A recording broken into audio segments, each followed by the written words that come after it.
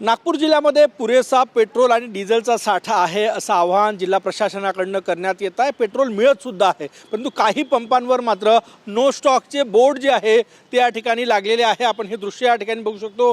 आम्ही सध्या आहे नागपुरातील मेडिकल चौकातील पेट्रोल पंपावर। या ठिकाणी बोर्ड लागलेला आहे, पेट्रोल संपलं आहे, नो स्टॉक। दिवसाची सुरुवात आहे, सकाळचा वेळ आहे, परंतु या पेट्रोल पंपावर पेट्रोल नाही। आणि हेच नाही तर झाशीराणी चौक, धंतोली, कोराडीतला एक पेट्रोल पंप आणि काही भागातल्या पेट्रोल पंपावर पेट्रोल नाही, स्टॉक नाही, त्यामुळे ते पेट्रोल पंप बंद ठेवण्यात आलेले आहे।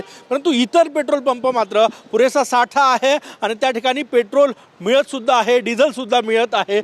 आपण हे दृश्य या ठिकाणी बघू शकतो। नागपुरातील मेडिकल चौकातले हे दृश्य आहे। लोक येत आहेत आणि परत जात आहेत, कारण की पेट्रोल नाही, नो स्टॉकचा बोर्ड लागलेला आहे, पेट्रोल संपलेलं आहे। या पेट्रोल पंपावर ही स्थिती असली किंवा यासारख्या काही पेट्रोल पंपावर स्टॉक नसला तरी अनेक पेट्रोल पंपांवर नागपूर शहरात पुरेसं डिझेल आणि पेट्रोल आहे आणि लोकांना ते पेट्रोल आणि डिझेल मिळते सुद्धा। कॅमेरामॅन सचिन सयामसह गजानन उमाटे, TV9 मराठी, नागपूर।